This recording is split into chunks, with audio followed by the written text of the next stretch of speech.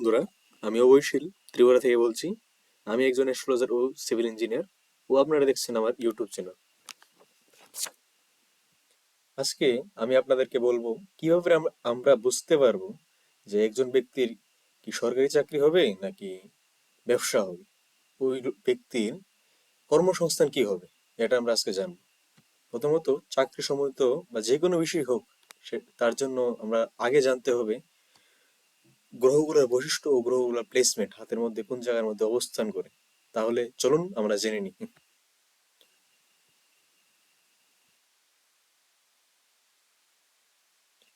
যেখানে আমি কালো সার্কেলটা ঘোরাচ্ছি, এটা হলো বৃহস্পতির ক্ষেত্র। তর্জনী আঙ্গুল নিচের স্থানটা, মধ্যম আঙ্গুল নিচের স্থানটা হলো শনির ক্ষেত্র, অনামিকা আঙ্গুল নিচের পর্বতটা হলো রবির ক্ষেত্র, কনিষ্ঠ আঙ্গুল নিচের ক্ষেত্রটা হলো বুধের ক্ষেত্র, এই জায়গাটা হলো মঙ্গল, এই স্থানটা হচ্ছে চন্দ্র পর্বত, এই স্থানটা হচ্ছে রাহুর ক্ষেত্র, ও এই স্থানটা হচ্ছে শুক্র পর্বত, ও এই স্থানটি হচ্ছে কেতুর পর্বত।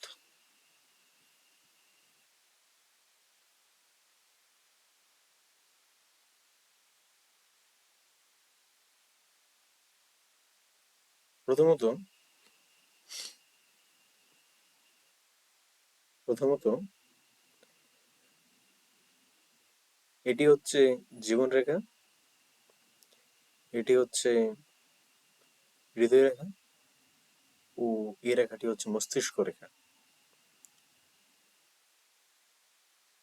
ও এই রেখাটি হচ্ছে শনি রেখা ও কর্মরেখা। প্রধানত আমাদের দেখতে হবে যে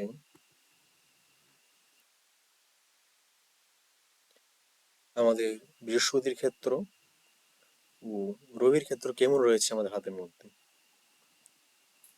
রবি হলো মান যশ প্রতিষ্ঠার কারক ও সরকারের কারক, ও বৃহস্পতি হচ্ছে লিডারশিপ, উচ্চ আকাঙ্ক্ষা, তার কারক। এই দুটি স্থান উচ্চ এবং গুম্বদযুক্ত হলে ও লাল আভাযুক্ত হলে আমাদের বুঝতে হবে যে এই স্থানটি ভালো। কিন্তু মনে রাখতে হবে এই স্থানটির মধ্যে যেমন রবির ক্ষেত্রের মধ্যে কাটা চিহ্নযুক্ত যেমন না থাকে, কাটা জাল এই চিহ্নযুক্ত যেমন না হয়, একদম সুস্পষ্ট সুগঠিত হয়। ও বৃহস্পতির ক্ষেত্রের মধ্যে ক্রস চিহ্ন হতে পারে, ও রিং অফ সুলেমন যাকে আমরা বলি বৃহস্পতি বলেই হতে পারে, এটা একটা শুভ লক্ষণ। ও কর্মের জন্য আমাদের প্রধানত দেখতে হবে শনি রেখা কেমন পরিস্থিতির মধ্যে রয়েছে। শনি রেখা শনির ক্ষেত্রের মধ্যে প্রবেশ করেছে, এই দেখুন, এটা হলো শনি রেখা।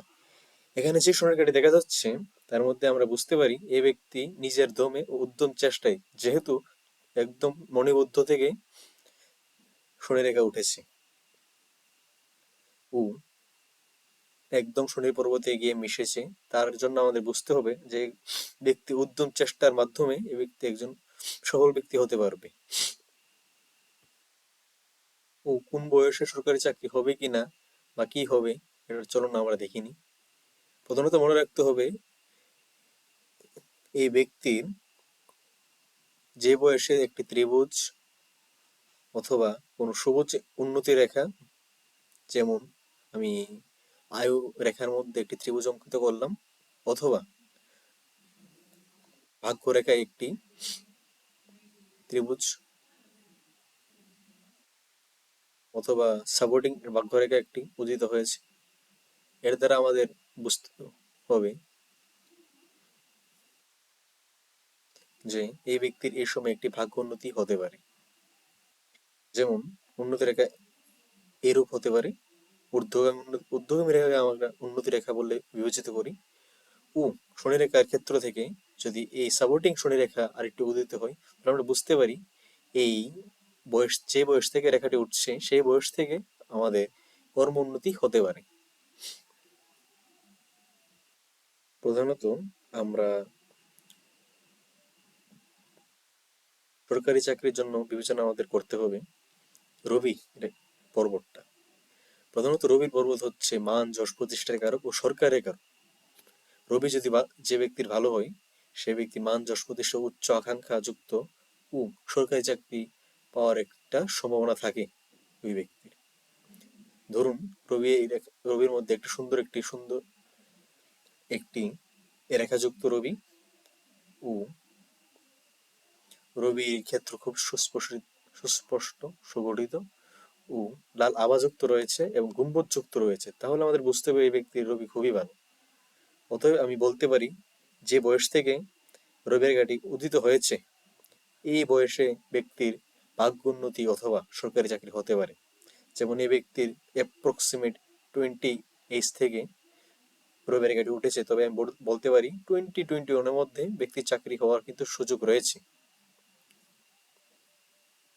ও প্রধানত বৃহস্পতি ভালো থাকতে হবে, কারণ বৃহস্পতি হচ্ছে লিডারশিপ ও জ্ঞানের কারক। আপনার যদি জ্ঞানই না থাকে, তাহলে আপনি কিভাবে একটি সরকারি চাকরি অথবা বেসরকারি সংস্থার মধ্যে চাকরি পাবেন, এটা চিন্তা করতে হবে। বৃহস্পতি সর্বদা ভালো থাকতে হবে, এটা হলো সরকারি চাকরির জন্য রিকোয়ারমেন্টস। আপনার যদি শনি ভালো হয় তবেও আপনার চাকরি হবে, কিন্তু কিন্তু তার সাপেক্ষে রবি ভালো নয়, তবেও আপনার চাকরি হবে, কিন্তু বেসরকারি সংস্থা অথবা নিজের দ্বারা কিছু একটা করে কর্মসংস্থান অথবা চাকরি কিছু না কিছু একটা হবে। আপনার শনি রেখাকে কর্মরেখা হিসাবে আমাদের ভালোভাবে বিবেচিত করতে হবে। যে স্থানে অথবা যেই বয়সে শনি রেখার মধ্যে ক্রস কাটাকাটি অথবা লেপিং হয়েছে, রেখা মুছে গেছে, সেই বয়সে কর্মহানি অথবা শরীরের অসুস্থতার মাধ্যমে কর্মচ্যুত হওয়ার কিন্তু সম্ভাবনা থাকে। যেমন এই বয়সটি অ্যাপ্রক্সিমেট 44। এই বয়সে যদি কোনো ব্যক্তির শনির মধ্যে কাটাকাটি অথবা শনি দুর্বল হয় অথবা রেখার মধ্যে লেপিং হয়, তাহলে অতএব আমাদের বুঝতে হবে এই ব্যক্তির এই বয়সে কর্মহানি হতে পারে। যেমন আমি এই ছবির মধ্যে দেখাচ্ছি, এই 4 থেকে 48 মধ্যে এই রেখাটি লেপিং হয়েছে।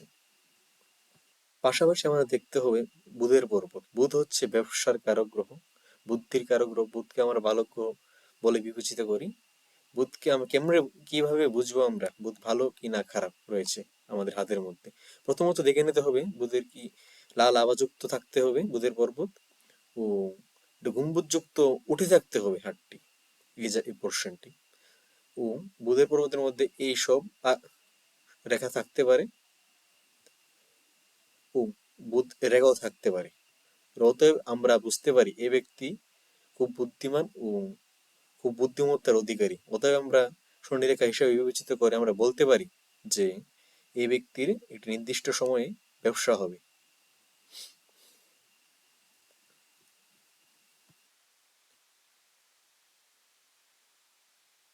ও পাশাপাশি আমাদের দেখতে হবে বুধের বুধ রেখা বা একে আমরা স্বাস্থ্য রেখা বলে বিবেচিত করি।